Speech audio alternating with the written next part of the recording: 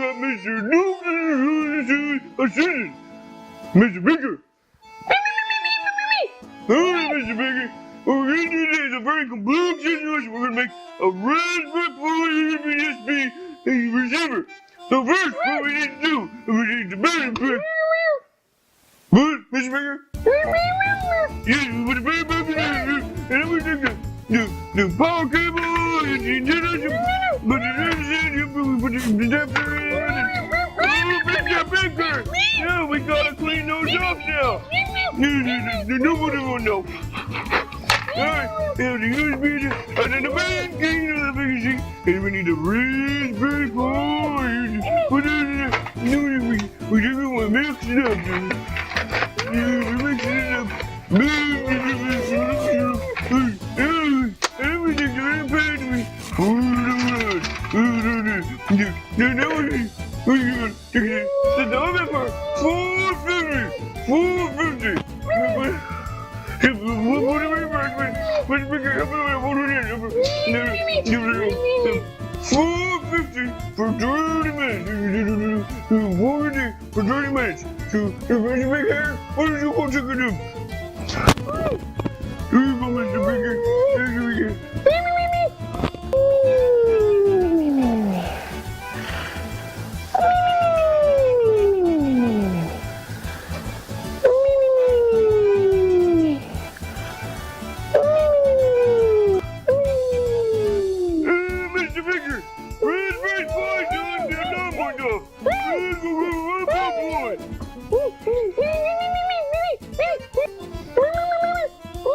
Yes, Mr. Beaker, you can put it out in the oven. You can put it out in the oven, Mr. Beaker. Oh,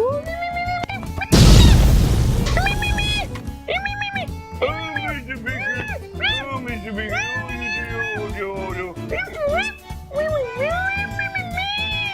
I'll get it up for you, Mr. Beaker.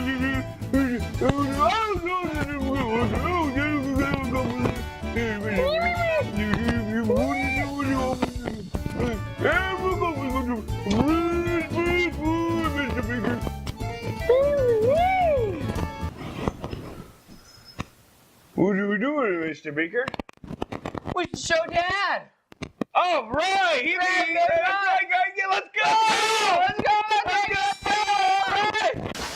Technology, automotive, and gaming.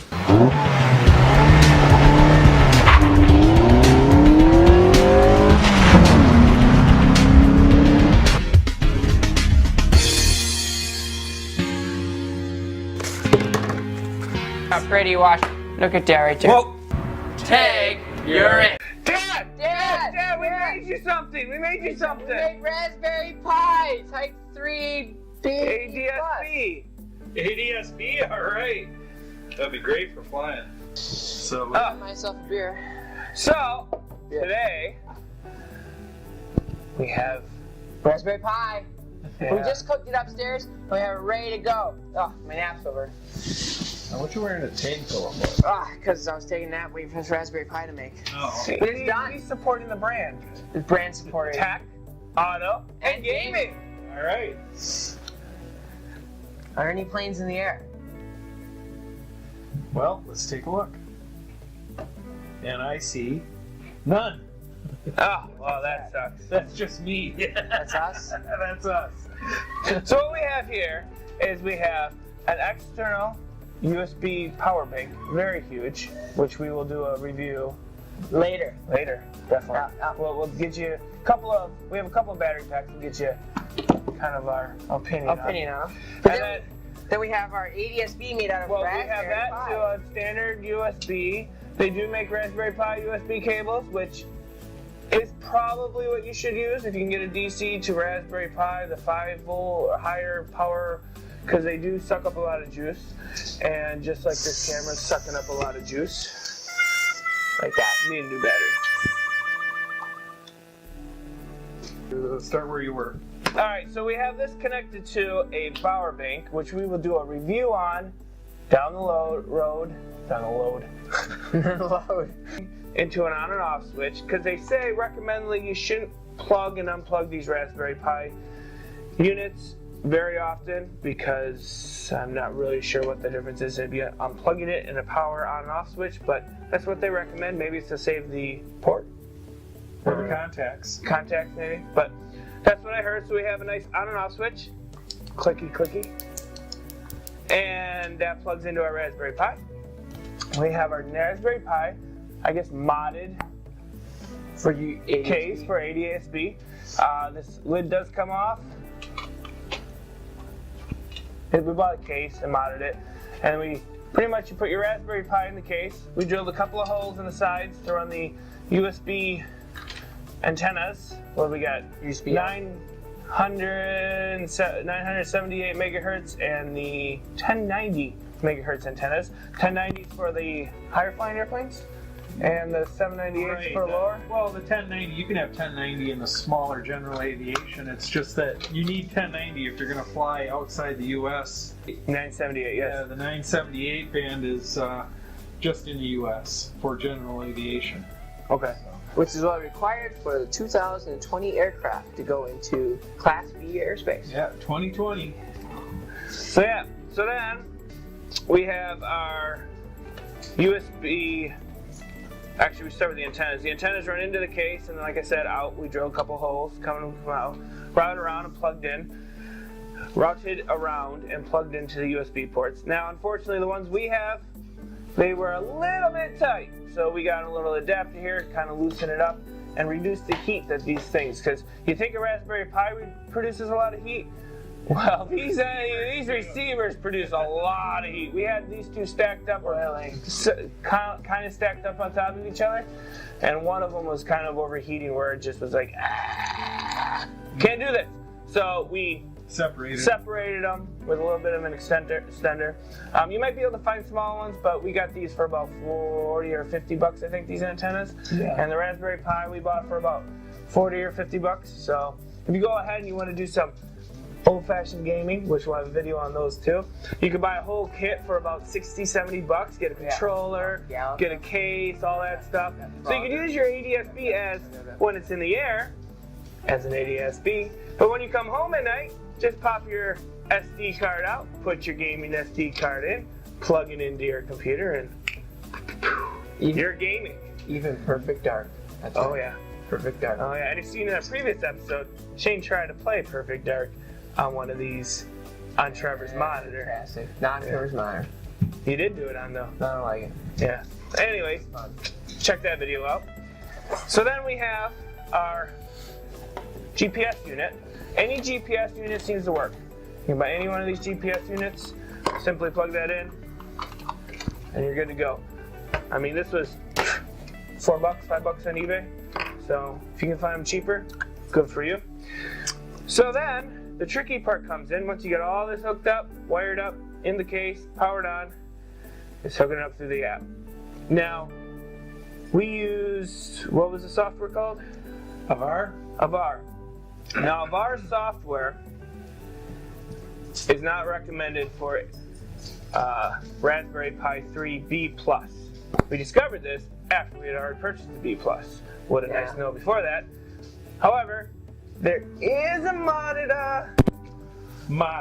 There is a software mod. There is a modded software out there, which we'll have a link to that site with the software below. We installed that onto the micro SD card, and we got it up and running. Let's take a break. I think what we need to distract ourselves from Tristan's inability to remember what the mod is. No, it was the dog that distracted me because they're being too out. I didn't give you a drink. I think I was doing good, dude. Yeah. Where's your drink? Oh, it's right over there. Don't be like my ability to I was just joking around. No, you're being serious, dude. I will show you later on the computer. How we get it installed. Thank you. How we get it installed onto the USB. You got it. Or USB, SD. God dang it all. How we got it installed on the SD card. You got it. And then you just take your SD card, simply slide her in, power it on. Well, I guess not simply, because now we got to go through the phone stuff. Well, now you have to program it through the Avar app, and then through the Avar app with that program to the ADSB 3 plus, B plus. B plus. You can now see aircraft and send signals. So you are sending your signal where your aircraft is, and you're This receiving doesn't their do signals. This only receives. So we can only see what our planes are doing? Yeah, if you get a That's the point. if you get a UAvionics product, then that would be in the 978. Or if you want to get a Garmin product like a transponder, that would be in the 1090. Wait, so other planes can't see what we are? Well, they can in Not this unless airplane. you have a transmitter, an ADS-B transmitter. The point But of they will, because currently, right now, but 2020 it's going to change. But right now they'll see you because you're being picked up by the FAA, and then the FAA is rebroadcasting the ADS-B of your location to other. So you're saying even though we have this, we need something else to have this to keep compliant for 2020? Well, what Yes. this is supposed to solve is that high price. Was it like $500, $1,000 for a receiver that's in your airplane? Or a, This or is a Garmin less, transponder right around that 100. has where it has ADS-B out to your iPad or your Samsung tablet. Okay. So That's what this how much solves here. will it cost to get compliant with 2020 where we can tell other people where we are? Well, that has to be installed That officially has into the airplane. That has to be installed. If you get a UAvionics, if you get the rebate before the end of 2020, about $1,500 or $1,700. So, but if you want to go with one that you can fly outside the U.S., which would include Canada, then you have to get a transponder that will be on the 1090, so that then you can fly into Canada. Which Comanche's getting the 1090. Skyhawk's getting the U.S. only. Ah, Hey, you want to cough up the cash? I'll go up higher. eventually. Anyway, so basically this solves the problem of having to spend a boatload of money to see what other aircrafts are in the sky transponding. And keep compliant for 2020. But you still have to put money into the you don't. avionics. You don't need to see. You don't need to see them. You don't need to see ADS-B. This is receiving ADS-B, which allows us to see other aircraft on our tablet or cell phone. That's not compliant. That you don't need to be compliant. You don't need What to the hell have is to the see. point of the compliance? I'm right. No, the compliance is out. ADS-B out, which means you'd have to buy. But I think Shane's trying to say, well, what the hell is the point of that if no one freaking wants to see each other? That's what Yeah, I'm you're saying. What's the transmitting. point of that? Well, if we don't want to see each other, what's the point of that? Point. I thought the whole point of 2020 was to stop mid-air collisions. Right. Yeah. This will help having it so that you can see. Yeah, but this Or you isn't can buy a product compliance. that's this- not part of compliance. No, because they don't really give a crap if They just want you to transmit. general aviation can't see other planes. They don't care. So what's the point? That's kind of a good point. If the point of this new rule in 2020, which I thought was to stop mid-air collisions so aircraft would see each other and then they didn't collide, but you're saying they only have to send out so Right. that the government can see? Pretty Yes, much. the government can see you, and other airplanes can Yeah. see you. And they can see you collide, so they know where you collided. That is just the dumbest shit I've ever. First of all, if you have a generation aircraft, it's not like you're going to Chicago because you're not stupid. And there's Time out. We've flown through Chicago. you're not going to go through Chicago. You're not going to go into Chicago. You're going to land somewhere else outside of Chicago. Right, but we've flown through Chicago airspace. Yeah, but what does it have to do with we're 10 miles away from Chicago? We're not going to land into a jet. But I watched jets very close as I was flying through Chicago. So mid-air collisions are stopping people from landing and taking off in airports. They're not preventing people who are in the air, about 3 or 4 miles in the air, from hitting each other. So the whole point of this was supposed to stop collisions from landing and taking off. But if I can't see you and you can't see me, and you're not going to land in Chicago because you have a small piston-engine aircraft, But I did land in Chicago, but not at O'Hare. you land in the outskirts of Chicago in one of the many 8 airports that are in the outskirts of Chicago. Correct. University of Chicago. Okay, so how many miles is away from the Chicago O'Hare Airport? Not that far if you're going by plane miles. How many miles in the land? I don't know. At least 5 or 6. Yes. So there aren't any large jets going there, so this whole thing is stupid. Either way, so what they're asking us is so they can see us, but they don't give a shit if we can see others, Right. which would help us not hit others. True. And we would never go to Chicago O'Hare. No, we would never land in O'Hare. No one would with a small aircraft because they're not stupid.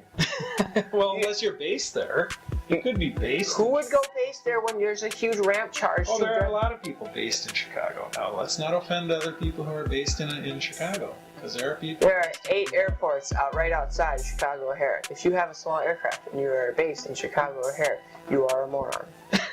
You're offending people. Yeah. You know what I think? You know what I think this whole thing comes down to? They want you to put the transponder in there so that people like us can figure out how to see other They don't care about this for free. This Raspberry Pi. But if they get 50% of us to do it, to see the other aircrafts, that's 50%. Even if they can't see you, you could still avoid them. Oh, but you can buy manufactured equipment that goes into the dash. Well, that's my point. If they're getting does the same as this, but it costs. That's my point. I think they're hoping that you. Here's what I'm going to say. This costs a lot of money. It doesn't benefit us at all. It benefits the government. So we just cooked up something for no good reason? No, we cooked up because it's badass. Okay. Good. Woo! It's badass. So it's badass because we can see other aircraft and save our own butts because the government doesn't give a shit about us. So basically, we make something the government doesn't care about, but we will have to make it so they can see us. Because as far as they're concerned, it's not because the FAA wants this. It's because politicians are convinced by larger aircraft companies that they don't want us in the air. So to do this, to keep us out of the air, they have made reforms that cost us thousands of dollars to decrease the amount of us in the air, and they've been winning very thus far. Oh. But we are stubborn thieves. And we will not give up and stop flying. We will invest and invent new ways of keeping us in the air. It's about damn right. And that's why the Raspberry Pi is important. This is the future. And if more people in the aviation industry see this and use, what company is it? This is a bar. No, the company that we're going to do the ADSB out. Oh, UAvionics. UAvionics. And other companies will hopefully come out in the future seeing that there is money in this through affordable reasons of Raspberry Pi and other technologies that go ADSB out, and hopefully be approved by the FAA. So that way we have a type certificate for ADSB out, and we don't need a type certificate ADSB in because at the moment that's not required. So we have type certificate for ADSB out, and we have a Raspberry Pi, which is delicious. Oh yeah, smells some good beautiful stuff. Yep, and hopefully if we get this stuff approved and ready for the FAA, then we will have some badass, awesome aviation technology on a budget. You know, that'll keep more pilots in the air. You know, this only costs, I heard, what, $120 about? And think if they had a Raspberry half the price Pi. as the antennas. That's right. Yeah. Think if they had a Raspberry Pi for ADSB out. You can go smaller antennas too. Yeah. I'll say sometimes, in some effects. Especially Bigger in this is case, better. Bigger is better. Well, you have a little more gain with these. I mean, if Oh you yeah. pick up I'll admit, there's a lot more gain. There's quite a bit of extra gain. That's what she said. Cheers to that. Cheers. Let's drink right now. Right. So to sum it all up, this Raspberry Pi will let you see ADSB in because you'll be able to see what other aircraft are doing, where other aircraft are. We can't see any, which we should be able to, but we are in a studio, and there's wood and insulation stuff all around us, which is not a very good conductor for seeing other aircraft. I'm sure if we were in a car or out in the air, because we have tested this in the air. We'll show it sometime in the air. We've tested in the air, and you do see other aircraft. Even when we were in Fond du Lac, you see it. You guys actually went to over in the Dells, and you saw every aircraft in the Dells, correct? So they saw other aircraft in the Dells, which is not a popular place, even though the Dells is a popular place for people to drive there, mainly in wannabe SUVs and communist cars.